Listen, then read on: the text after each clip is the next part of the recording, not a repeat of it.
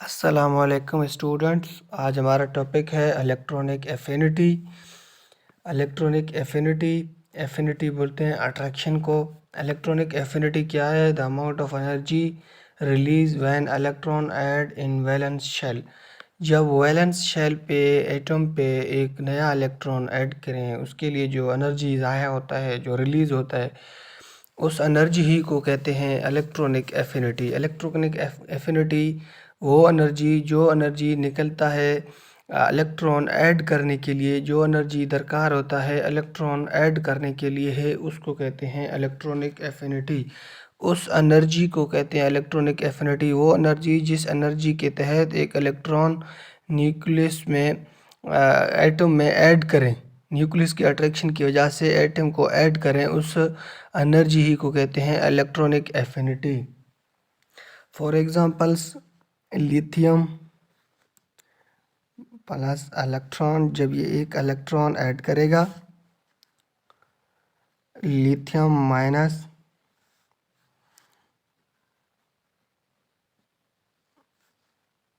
-16 kilo joules per moles.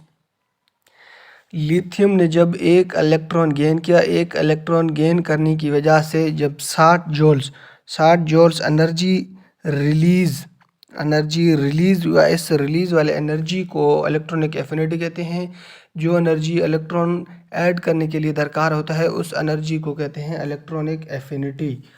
एक और example देता हूँ फ्लोरीन का।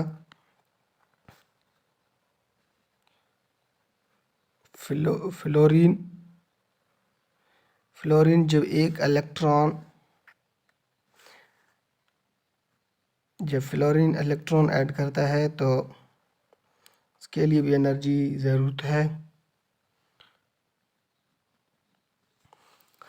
इस एनर्जी ही को कहते हैं इलेक्ट्रॉनिक एफिनिटी। जो एनर्जी इलेक्ट्रॉन ऐड करने के लिए ज़रूरत होता है, रिलीज़ होता है, उसको ही कहते हैं इलेक्ट्रॉनिक एफिनिटी। इलेक्ट्रॉनिक एफिनिटी का ट्रेंड्स क्या है?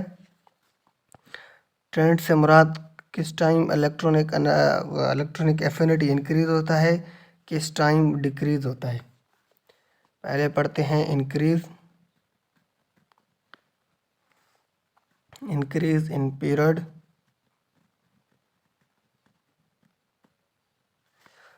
में इंक्रीज होता है। इसका रीज़न क्या है? रीज़न भी समझाता हूँ। रीज़न तो पहला रीज़न यही है कि एटॉमिक साइज़ क्या हो रहा है? डिक्रीज हो रहा है। एटॉमिक साइज़ डिक्रीज हो रहा है। एटॉमिक साइज़ किस वजह से डिक्रीज हो रहा है? Strong nuclear force strong nuclear force की वजह से। और दूसरा रीज़न शेल कांस्टेंट है।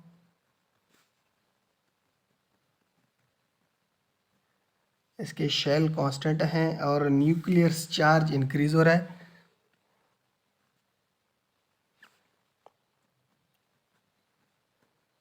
न्यूक्लियर चार्ज पीरियड में न्यूक्लियर चार्ज इंक्रीज हो रहा है। जब न्यूक्लियर चार्ज इंक्रीज हो रहा है तो less distance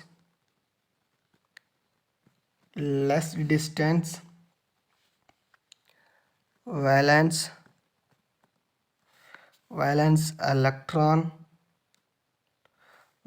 electron to nucleus.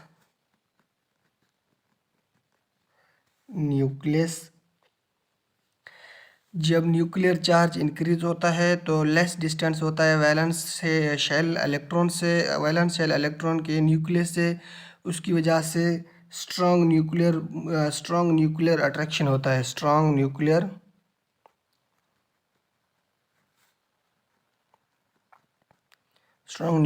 Attraction होता है। स्ट्रॉन्ग न्यूक्लियर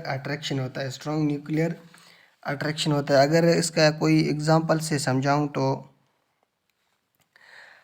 लिथियम का एग्जांपल देता हूँ। लिथियम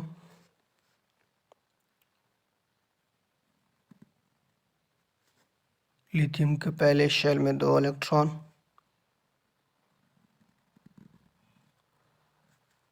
आखिरी शेल में 1 इलेक्ट्रॉन, आखिरी शेल में 1 इलेक्ट्रॉन। इसी पीरियड्स के अगला एलिमेंट है बेरिलियम।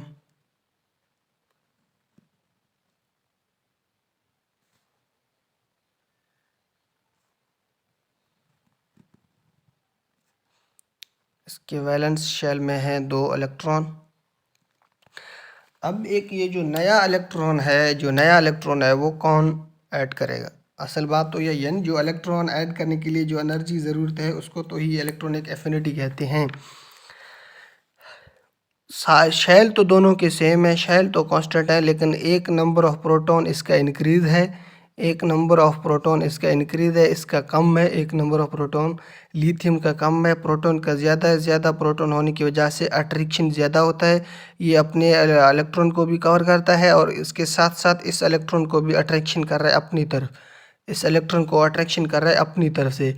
लेकिन अट्रैक्शन तो ये भी कर रहा है, लेकिन इसके न्यूक्लियर चार्ज कम है। न्यूक्लियर चार्ज कम से मुराद इसके 3 प्रोटॉन है, 3 प्रोटॉन, इसके 4 प्रोटॉन है। इसके साथ साथ इसका इलेक्ट्रॉन भी हैं, इसके इलेक्ट्रॉन भी 4 हैं, लेकिन इसके इलेक्ट्रॉन भी 3 है। इसके रिपल्शन करने वाले भी 3 हैं और इसके 4 हैं। लेकिन असल बात तो यही है, जिसका मास डायरेक्टली प्रोपोर्शनल है एनर्जी पे, मास डायरेक्टली प्रोपोर्शनल है एनर्जी पे। Number of protons directly proportional है अट्रैक्शन से।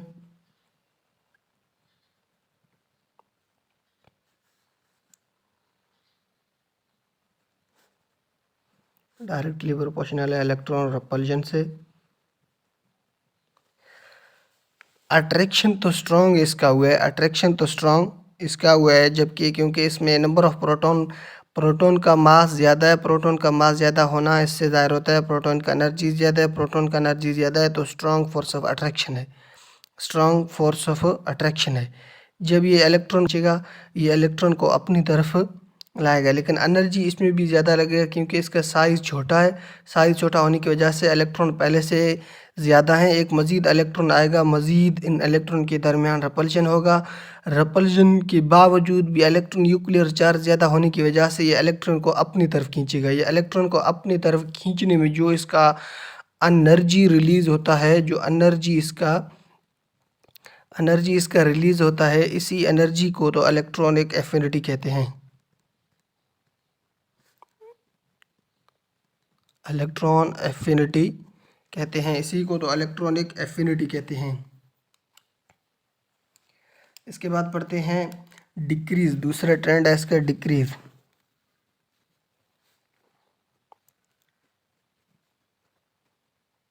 दूसरा ट्रेंड है इसका डिक्रीज। डिक्रीज होता है इन ग्रुप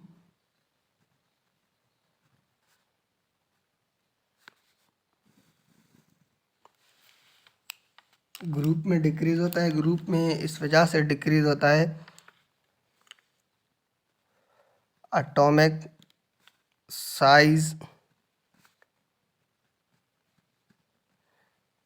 साइज इंक्रीज हो रहा है, नंबर ऑफ शेल इंक्रीज हो रहे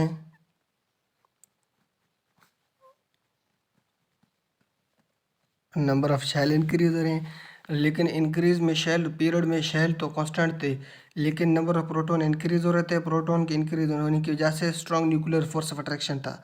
स्ट्रॉन्ग न्यूक्लियर स्टूडेंट यही सोचते हैं, नहीं इसके साथ साथ जो उसके ऊपर साइज छोटा है लेकिन उसमें इलेक्ट्रॉन भी ज़्यादा है, एक नया इलेक्ट्रॉन ला रहा है तो रपल्शन ज़्यादा हो रहा है। रपल्शन ज़्यादा होने की वजह से एनर्जी थोड़ा ज़्यादा लगता है। अट्रैक्शन तो ज़्यादा है, इलेक्ट्रॉन तो ज़्यादा खींचेगा, लेकिन रपल्शन भी है ना इसके अंदर। नंबर ऑफ शेल इंक्रीज हो रहे हैं। इसके अंदर मोर डिस्टेंस होता है, more distance valence electron to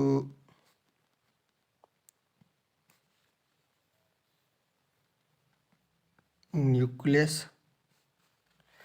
more distance, जब शेल ज़्यादा हैं तो वैलेंस इलेक्ट्रॉन और न्यूक्लियस के दरमियान डिस्टेंस ज़्यादा होता है, फोर्स ऑफ अट्रैक्शन कम होता है, फोर्स ऑफ अट्रैक्शन कम होता है, फोर्स ऑफ अट्रैक्शन कम होता है। कम होने की वजह से उसका nuclear charge less attraction to the valence. Valence पे लेस अट्रैक्शन होगा, वैलेंस पे लेस अट्रैक्शन होगा। न्यूक्लियर चार्ज से इसका लेस अट्रैक्शन है वैलेंस से। अभी थोड़ा समझाता हूँ। फॉर एग्जांपल लिथियम, पहले शेल में 2 इलेक्ट्रॉन,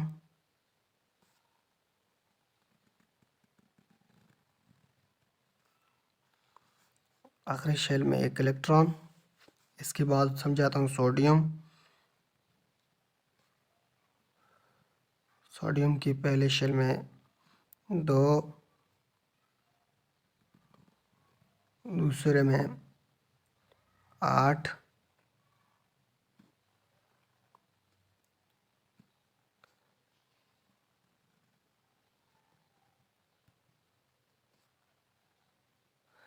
लेकिन इसके शेल आखिरी शेल में भी 1 इलेक्ट्रॉन है, इसके शेल आखिरी में भी 1 इलेक्ट्रॉन है।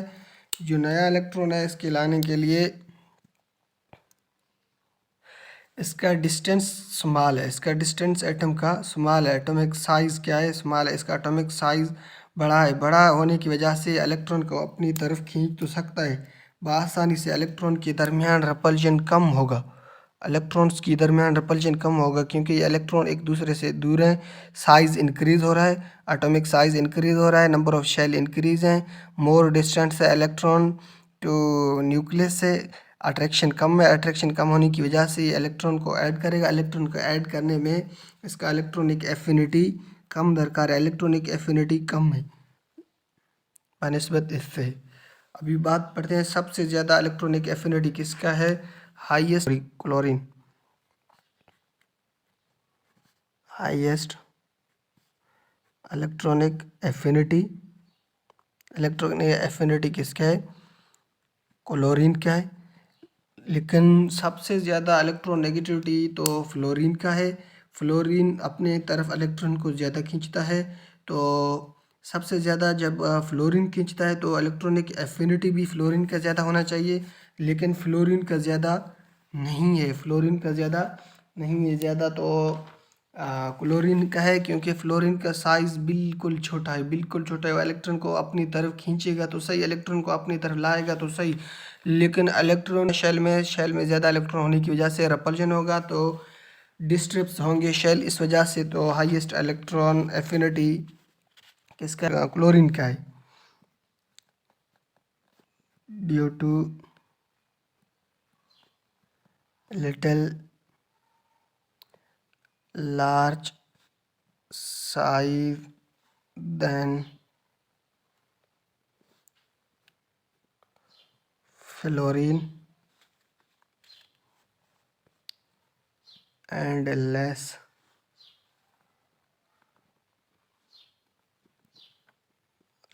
repulsion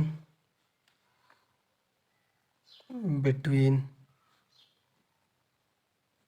electron of chlorine than fluorine. Fluorine का जो साइज़ है वो छोटा है। साइज़ के छोटा होने की वजह से इलेक्ट्रॉनों को पहले से ही रिपल्जन हो रहा है, बहुत ज़्यादा रिपल्जन है। साइज़ के कम होने की वजह से न्यूक्लियर चार्ज तो ज़्यादा है, लेकिन force of strong force of attraction तो है, वो इलेक्ट्रॉन को अपनी तरफ लाने की सलाहियत तो है, क्लोरीन से ज़्यादा है। लेकिन क्लोरीन के पास थोड़ा डिस्टेंस है, डिस्टेंस होने की वजह से वो इलेक्ट्रॉन को अपनी तरफ जगह देने का एबिलिटी है। वो अपनी नए आने वाले इलेक्ट्रॉन को अपनी शेल में जगह दे सकता है, क्योंकि उसका जगह है थोड़ा साइज़ बड़ा है फ्लोरीन से उसका साइज़ बड़ा है। वो इलेक्ट्रॉन को अपने पास उसके एबिलिटी है वो इलेक्ट्रॉन को अपने पास रखने का, लेकिन फ्लोरीन के पास नहीं है। फ्लोरीन बिल्कुल साइज़ छोटा है। वो इलेक्ट्रॉन की हाई रिपल्शन की वजह से वो इलेक्ट्रॉन को गेन करने की एबिलिटी तो है, लेकिन गेन नहीं कर सकता, गेन नहीं करेगा।